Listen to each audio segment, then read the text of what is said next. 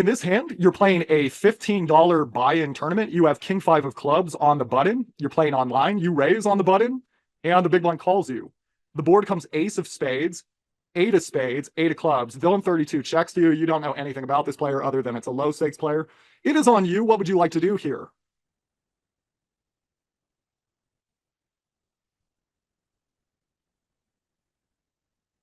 We bet 2.65 big blinds. If you ever need more time after any question I ask, please press pause.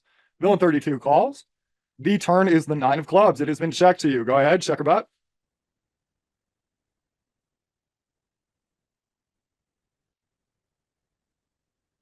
If you did want to bet here, how much would you like to bet?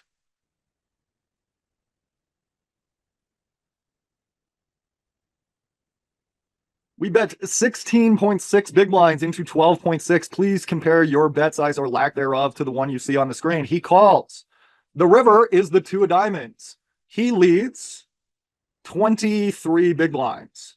It is on you. What would you like to do in this situation? Take a few seconds.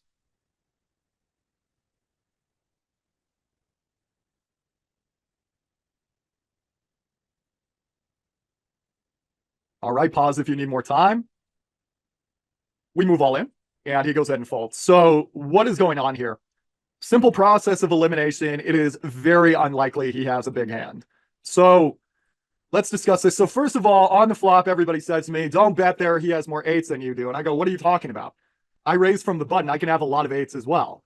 I would understand if I raise from villain 35 spot. Yeah, now I'm probably not raising 9-8 off or 8-7 off or 8-6 off, but I could be raising a number of eights as well on the button. Now, sure, he could have a number of eights as well and probably more. But does he know that? And is he going to do anything with that information? Probably not. This is a $15 tournament. You're not playing high stakes over in Asia. You can't give these people credit for strategies you saw on the internet when they're most likely just punting around, hoping for the best. So the board comes ace, 8-8. You have ace 8 in your range. He could have ace 8 in his range. You could have eights in your range. He might have 3-bet eights pre-flop. You have aces in your range. You have ace king in your range. You have ace queen in your range. All right. So you're doing okay. So you go ahead and fire here. He calls. So first things first, this is likely not an 8 at this point because you guys are deep enough that a lot of eights here might want to check raise and start getting some money out of their hand. But okay, maybe you think this is too many chips for them to want to get in with an 8. Maybe they're a little bit more timid. Okay, there's not that many combinations of 8 to begin with. They probably would raise with some of them. So we're somewhat discounting that. Combination-wise, what this most likely is ace 2 off, ace 3 off, ace 4 off, ace 5 off, ace 6 off, ace 7 off, ace 9 off, ace 10 off, ace jack, ace queen, ace king probably would have 3-bet you. This is also some spades as well.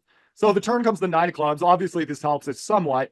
But a big reason we're overbetting here is to set up the river and just put a ton of pressure on ace 7. Put a ton of pressure on ace 5. So we overbet here, and he calls. So again, ace 10, ace jack maybe would flat preflop. Ace queen, ace king probably would have 3-bet preflop. So we're discounting ace king, ace queen. There's a good chance an 8 would check raise. There's a good chance ace 9 would check raise. Nah, ace 9 just goes in and calls. So people are really scared with that pair on the board. So yeah, once in a while, this isn't good for us. But most of his combinations are going to be very sticky spades. That's what you guys say, right? Sticky? Stingy spades. Let's go with that.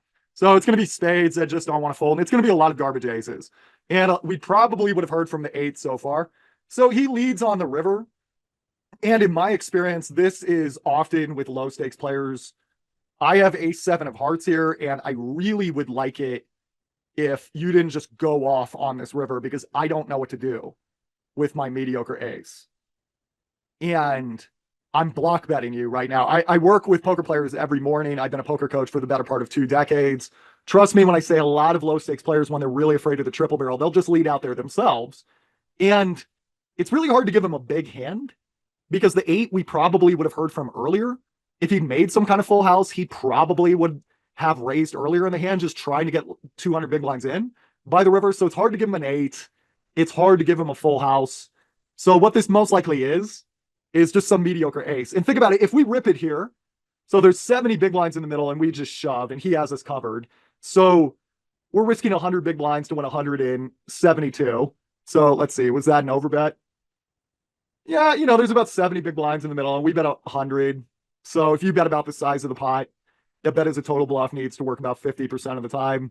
If you bet 1.5 times the size of the pot, I think that's 60. So you're somewhere between that. So this doesn't need to work that often, but he's very likely to fold to you 70, 80% of the time because the top of his range is ace jack here. And do you really think he's that enthusiastic when he sees you rip it right there?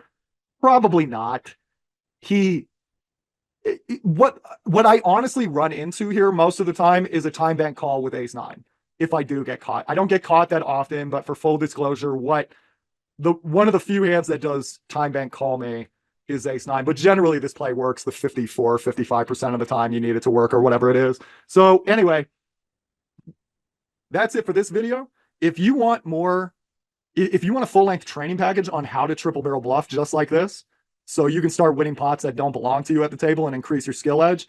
If you want to develop that skill for free, I have a free training package in the information section of this video on how to triple barrel bluff more. Check it out. You'll love it.